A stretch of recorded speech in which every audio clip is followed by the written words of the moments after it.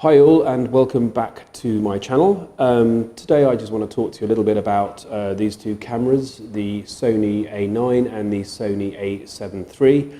As some of you might know, I have bought into Sony last year and I have been using the A7 III as my main camera for my work. And I have been truly delighted with it. It has been superb. It has done everything I've asked of it. It feels second nature now to me with all the buttons and dials and other stuff, so that's always a relief to get to that stage with the camera. But I love it. The IQ's been brilliant. Generally the speed, autofocus has been good. Everything about it has been great. Even the video has been really, really good. So I'm very pleased with that. But I have been looking around for a second body, and as I don't need the resolution of the A7R III, I was toying with the idea of an A9 as opposed to just getting another A7 III, and as you can see I have got an A9 now. One of the overriding reasons that I went for the A9 is that I do quite a bit of equine photography, and speed is very, very important to me, as is autofocus, as is other things about the A9 which I'll come on to in a minute. But yeah, in terms of the autofocus, it is a little bit better than the A7 III's, but not substantially. I find it a little bit more sticky on subject, and I find it a little bit better at coping with subjects that are coming straight at you, which happens quite frequently, as you can see from this picture that I'm going to show here. You know, very often we have horses that are coming at you or at a slight angle to you, and I think the A9 just does it a little bit better than the A7 III, but not a huge amount, at all. But I do prefer the AF, generally speaking, on the A9. Other than that, I like the EVF better, obviously, on the A9 and the screen, but again, that is not a big deal. Really isn't a big deal, and I could work with both cameras side by side, and I can swap from one to the other, and I don't have a huge amount of problems with that. What else? Yep, studio work and stuff, I tend to use the A7 III, largely because I have an L grip on there and it saves me having to take the grip off the A9. The A7 III does have that 10 frames per second with the mechanical shutter. The A9 drops down to 5, but in the studio environment that simply isn't an issue at all with either camera. You know, the images look perfectly good on both. In fact, the IQ on both I think is just outstanding, as is noise control, all sorts of things. I mean, it is just some of the best image quality I've seen. I think it's brilliant, absolutely brilliant. Can't fault it at all. Where I think probably, for me, the A9 pulls away from the A7 III is the electronic shutter and the silent shutter. That is fantastically useful for me, especially around horses, because horses have brilliant hearing. And I can be shooting away quite happily in total silence, and that is fantastic, because some of the times in these arenas I go to, the lighting is just appalling. It really is, and I'm shooting at 25,600 frequently, and I can do that all silently with the A9, which is great. No banding, no problems. I haven't seen any issues yet at all.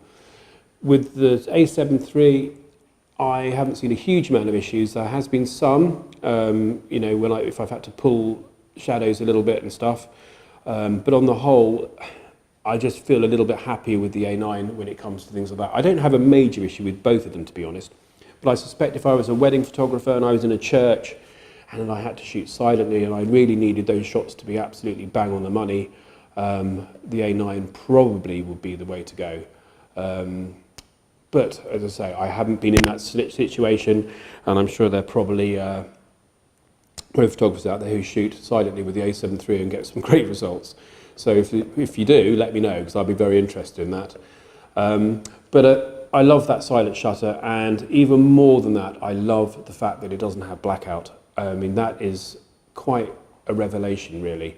And going back to the A7 III, when you do have that, that is not so easy.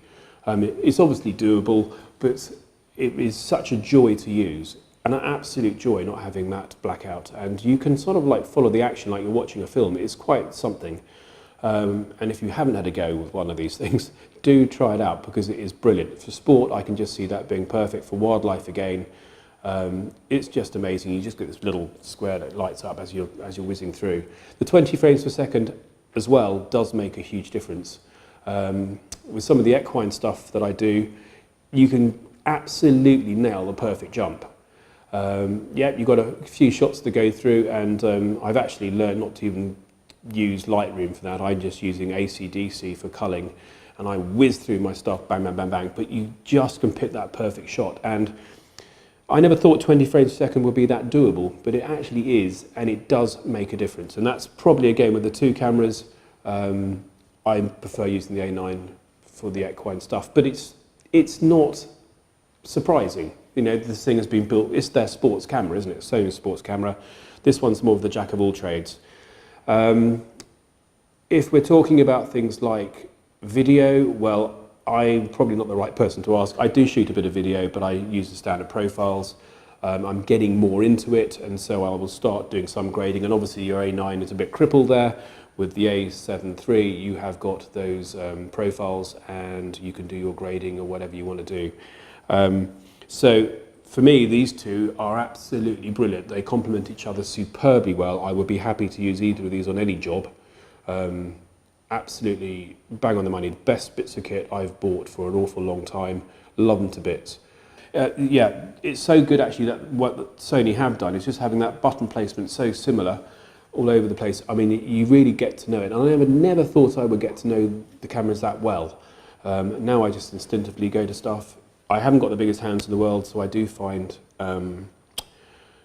these things fit me great. As I say, I have an L bracket on this one. I tend to keep the grip on the A9 because I run it with the 100-400 and the 70-200 GMs, and I find the grip just balances out things a little bit better. But yeah, if I was looking around for one now, the A9 is, I think, worth considering, especially if you do a little bit of sports photography. But that's taking absolutely nothing away from the A7III, which is a superb, superb camera.